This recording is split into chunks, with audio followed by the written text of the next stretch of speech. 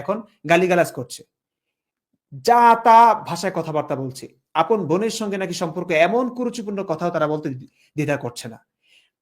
তো এমন একটা ধর্ম, যদি এটা সত্যিকার অর্থে ধর্ম না হয়, তাহলে পৃথিবীর সবচেয়ে বড় মাফিয়া গোষ্ঠী এটা, সবচেয়ে বড় ডাকাতের দল হচ্ছে এটা, সবচেয়ে বড় জঙ্গিবাদী গোষ্ঠী হচ্ছে ইসলামের মুসলিমরা, ইসলাম।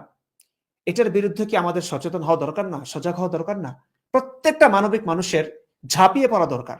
আজকে আমরা যদি চুপ থাকি, অভিজিৎ রায়ের মতো মানুষের সঙ্গে বেইমানি করা হবে, হুমায়ুন আজাদ যাকে কুপিয়ে হত্যা করা হলো তার সঙ্গে বেইমানি করা হবে, শত শত মানুষ যুগে যুগে ইসলামের শুধু যৌক্তিক সমালোচনা করবার কারণে যারা প্রাণ হারিয়েছেন, যে মায়েদের বুক খালি হয়েছে, তাদের সঙ্গে অন্যায় করা হবে, অবিচার করা হবে। আজকে আমরা যদি চুপ থাকি, আমি জানি আমাদের মতো প্রচুর মানুষ আছেন যারা ভিতরে ভিতরে ইসলামকে বিশ্বাস করেন না, কিন্তু তারা নামাজেও যান, কিছু করার নাই, সমাজের কারণে।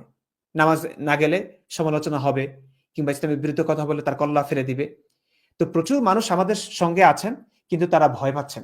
আমি শুধু একটা কথাই বলি, প্রত্যেকটা মানুষ যদি আজকে বাংলাদেশের মনে করুন যত মুক্তমনা আছে, যত মুক্তচিন্তক মানুষ আছেন, প্রত্যেকে যদি একই সঙ্গে আওয়াজ তোলেন, আমরা ধর্ম নিয়ে শুধু গবেষণা চাই, বড় বড় আলেম আহমদুল্লাহ আজহারি এদেরকে বসান আমার সঙ্গে, আমি থাকি, আসিফ মহিউদ্দিন ভাই থাকেন, যারা ইসলাম নিয়ে সমালোচনা করেন, আস্তিক নাস্তিক উভয় পক্ষ বসুক, একটা গবেষণা হোক যে ইসলাম সত্য কিনা, কোনোভাবেই যৌক্তিক ভাবে মানা যায় কিনা, এই সভ্য পৃথিবীর কোন স্ট্যান্ডার্ডের সঙ্গে ইসলামকে খাপ খাওয়ানো যায় কিনা।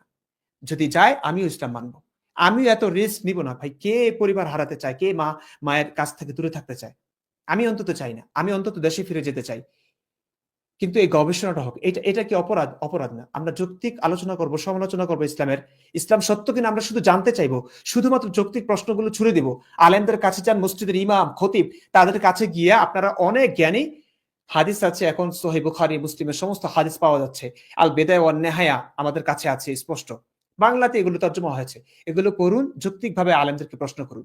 হুজুর, আপনি ইমামতি করতে এসেছেন, আপনি আমাদের কাছে ইসলাম প্রচার করছেন, এই কিন্তু এই যে একটা হাদিস, এক হাদিসে একরকম কথা, আরেক হাদিসে আরেক রকম কথা, দুটো হাদিসকে একসঙ্গে মানা যায়? দুটো হাদিস সহিহ কিভাবে মানা যায়? সব বিরোধিতা আছে, এমন যত হাজার হাজার আছে। অন্তত যদি না খুঁজে না পান, আমার ভিডিওগুলো দেখুন, সেখান থেকে যৌক্তিক প্রশ্নগুলো তুলে আলেমদের কাছে দিন, কিংবা বড় বড় আলেম রাষ্ট্রীয় পর্যায়ে যারা আছেন, যাদের একটা পাওয়ার আছে, ক্ষমতা আছে, একটা পদ আছে, সেই পদ থেকে, তার অবস্থান থেকে তারা এই কাজটা করতে পারেন যে বড় বড় আলেমদের সঙ্গে বসুন, আপনারা রাষ্ট্রীয়ভাবে বসুন, যে ইসলাম সত্য কিনা, যে ইসলাম আমাদের প্রত্যেকটা মুহূর্তে আমাদেরকে নিয়ন্ত্রণ করছে, প্রত্যেকটা মুহূর্তে আমাদেরকে আবদ্ধ করছে, এবং ইসলাম এই বিধিবিধানগুলো আমাদের উপর চাপিয়ে দেওয়া হচ্ছে বাংলাদেশে, সেই ইসলাম সত্য কিনা আমাদের কি প্রশ্ন করবার অধিকার নাই? আমাদেরকে